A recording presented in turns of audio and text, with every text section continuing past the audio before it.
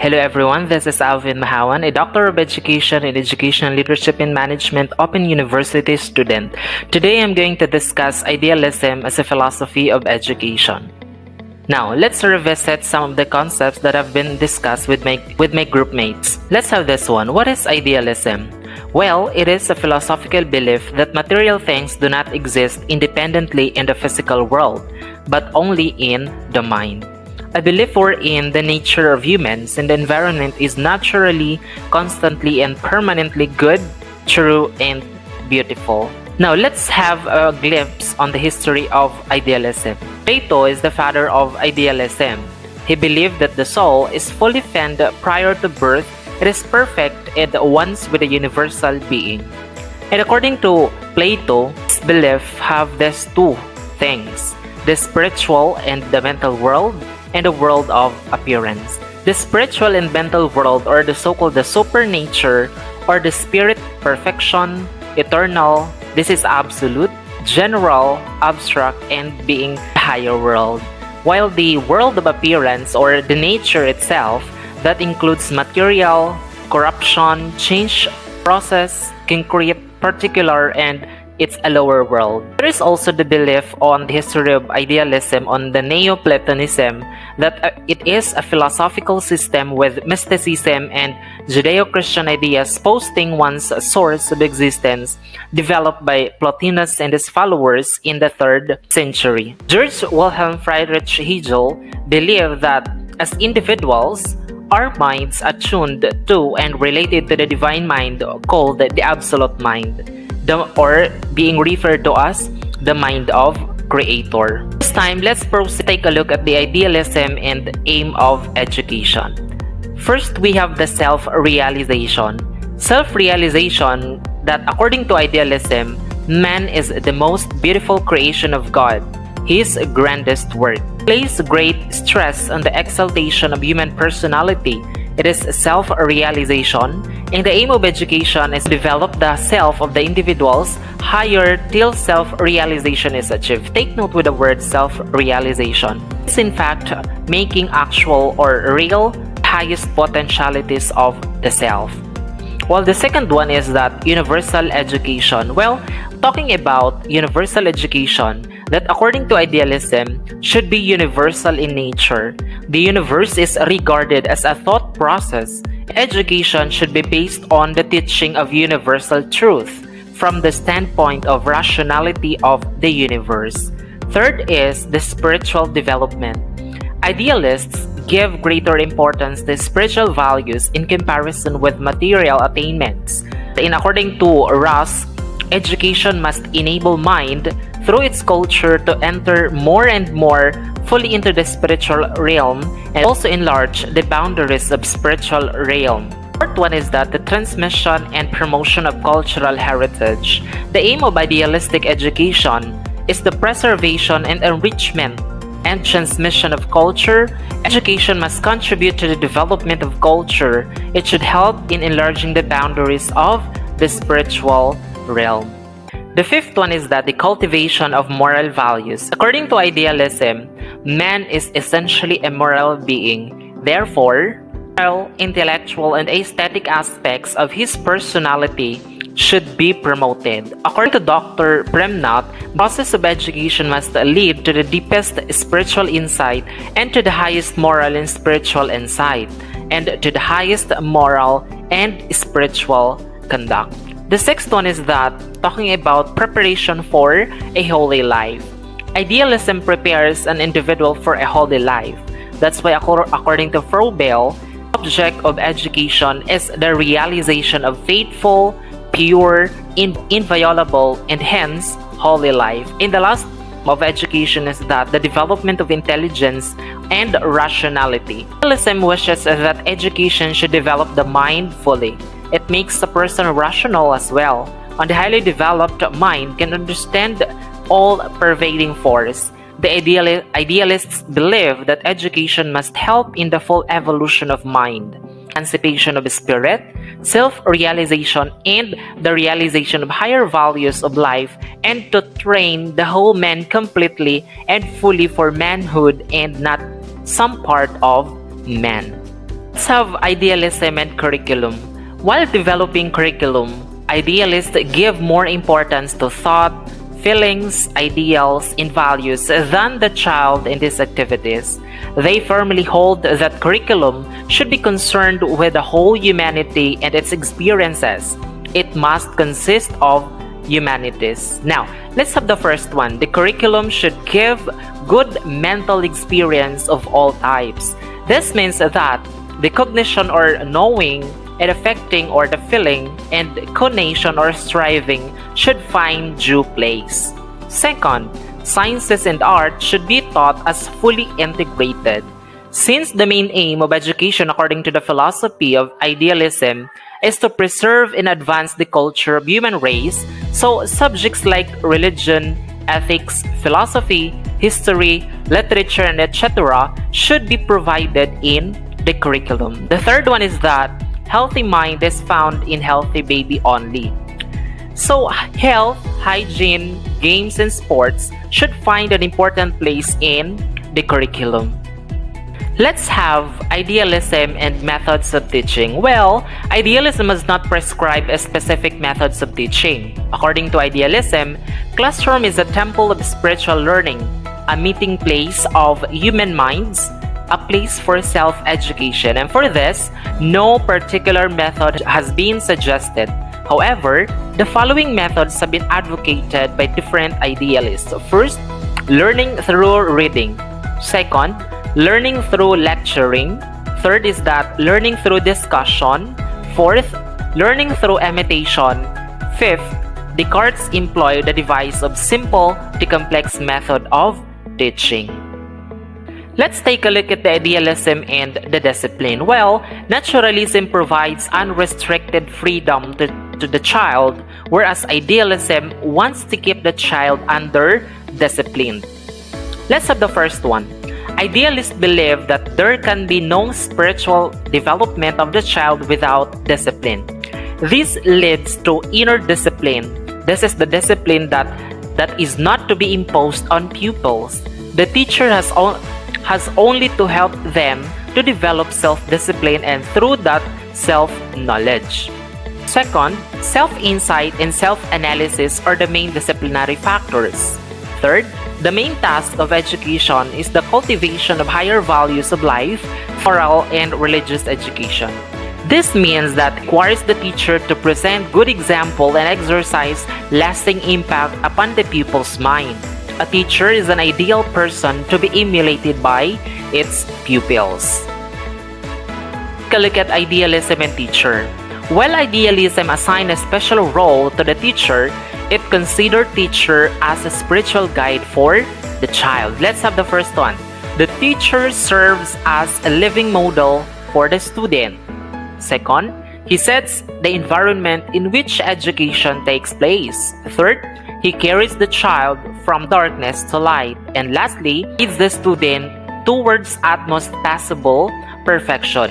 This is because idealism regards the teacher as the priest of man's spiritual heritage. He is a co-worker with God in perfecting man. An idealist teacher is a philosopher and a guide. According to Gentle, a teacher is a spiritual symbol of right conduct. He is thus an indispensable necessity. And according to Froebel, the school is a garden, and the teacher is a cautious gardener, and the child is a tender plant. The plant can grow, and no doubt, without the help, but the good gardener sees that the plant grows to the finest possible perfection, and through teacher's guidance, the child can make his natural development into a process leading to perfection and beauty. Talking about the contribution of idealism to education. Idealistic philosophy in education emphasizes the exaltation of personality, which is the result of self-realization achieved by spiritual knowledge, self-discipline, and dignified teacher. Idealism assigns a very important place of the teacher, who is respected as a guide and, of course, as a philosopher. They emphasize the importance of moral and spiritual education and out the values of humanities, social science, art, and literature. It emphasizes man's perfection in various facets of life, includes the physical, spiritual, intellectual, moral, aesthetic, and social. Now, let's take a look at the history of idealistic education in the Philippines. Well, during the time of Spanish colonization, the education in the Philippines includes the following. First, the educational system that was established during the presence of the Spaniards was absolutely idealist in nature. Students were passive learners while the teachers kept on talking to consummate his or her lessons. In the Philippine classrooms, a teacher is seen as the master of the class, and the students are the receivers of information that the lecturer is teaching. Now, let's proceed to the educational implications of idealism to Philippine schools. Right after we were able to look into the general implication of idealism to education, its aim to education, its aim to curriculum, and let's have this one. We're going to deal with the areas of educational implication of idealism to Philippine schools, include the educational goals of idealism, the school, the idealist curriculum, the attitudinal dimension, the idealist methodology, and the teacher-learner relationship. Let's have the first one. Goals of education. Of course, we have this one. Search for truth, considering as the highest aim of idealism in Philippine schools. Now, during their study, they made use of their sense, but more importantly, they process all of their observations and feelings through reflection. The learner examines his own mind and compares or shares it with others in order to seek for truth. Second is that self-realization, or this is basically the ultimate aim.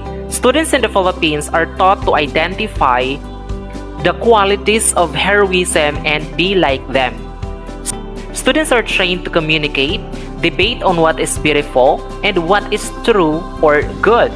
Students are also trained to be intuitive and have introspective explorations for their self-development. Third is that talking about the character development, wherein it is the proper aim of this philosophy. According to idealism, man is the most beautiful creation of God.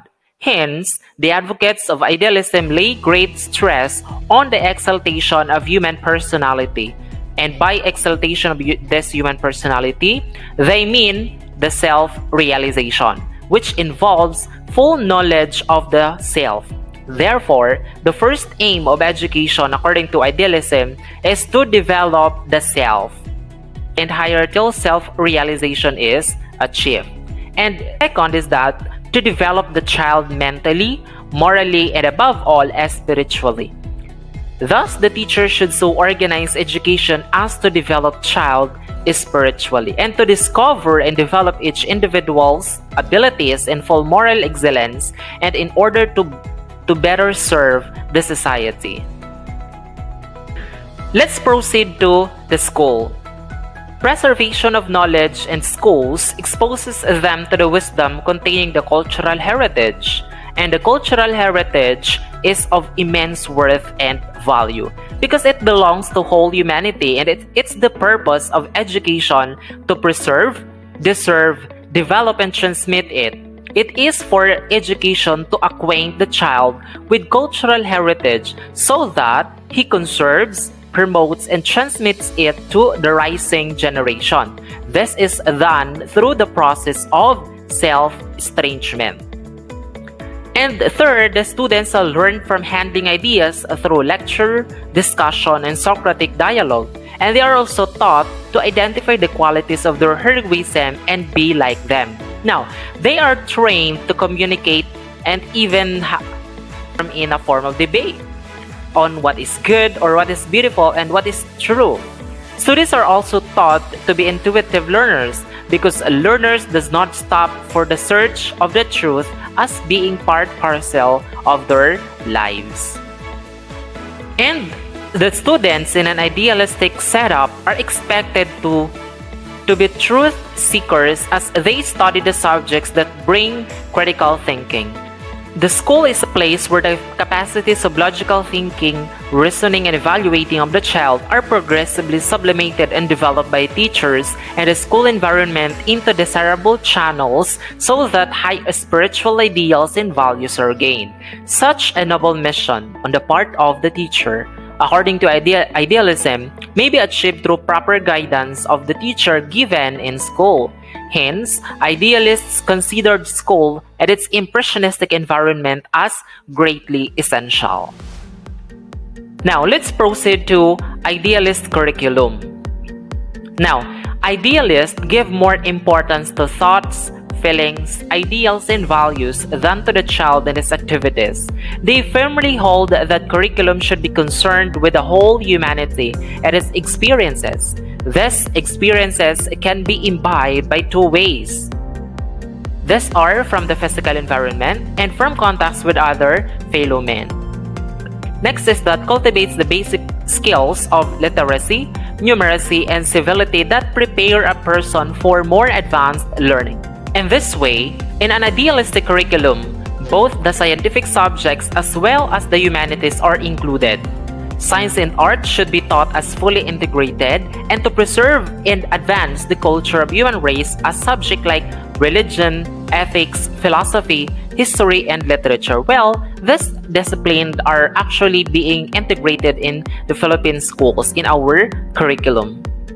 Idealism prepares an individual for a holy life. Froebel says, the object of education is the realization of a faithful, pure, inviolable, and hence holy life. Let's proceed to idealist methodology, or these things includes teaching methods. This include lectures followed by reaction paper, writing, rote memorization, and assigned reading. Learners listen to the instruction by the teacher and perform individual tasks. While idealist asserts that to develop spiritual values in the individuals, pursuit of highest ideals, namely truth, beauty, and goodness, should be encouraged more and more. The more an individual realizes these ideals, the more spirituality developed he will become. To interpret the law and will of God as well as the authority, we're going to determine the role of the teacher. First, teachers are expected to be a charismatic persuader and an inspiring academic leader expert in the use of the words. Well, the teacher also acts as the model of cultural heritage. In reality, an idealist teacher is imbued fully with high degree of self-knowledge, self-dynamism, and essential qualities of spiritualism. By his own model of life, he tries to shape the individuality of the child to a life of purity, virtue, and great achievements. And lastly, he creates a wholesome, conducive atmosphere by his own activities and planned experiences for the child. He guides the child with such genuine love, affection, and sympathy that he attains the fullest mental and spiritual development. What about the implication of this philosophy to the classroom? Well, the center of attraction is the teacher's table and chair. The settling of the classroom is elevated platform. It is found in front where the podium is located, so that the teacher can be seen and heard by the learners. Basically, this classroom is being observed during our elementary days and even in our high school days on our time. And learners occupy their traditional seats by rows and facing the instructor. I think I have come to the last slide, and this time we're going to look into the evaluation of idealism as far as its criticism are concerned. First, the common criticism regarding idealism is that it is an abstract and vague doctrine. It avoids the present realities and prepares the child for the next world. Second, idealism is concerned with the ultimate end of life. It avoids the real problems day-to-day living. Education should be such as to make individuals capable to solve the problems that confront them from time to time and be able to lead a happy and contented life.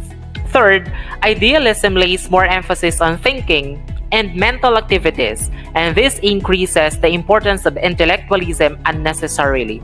Fourth, Idealistic education gives more importance to teacher in relation to the child. Modern psychology emphasizes the prime and central importance of the child. And lastly, idealistic methods of teaching emphasizes cramming and rote memory. In modern education, these methods are given little importance. Well, those are the things that we have to understand talking about idealism as a philosophy in education. And with this, I do hope that you learned something from this discussion and you were able to look into the biggest contribution if it has and try to compare the current situation in the academe in the Philippines educational system and how can we address some of the underlying issues and problems in order for us to cater and prioritize the holistic development of our learners. Thank you very much for listening.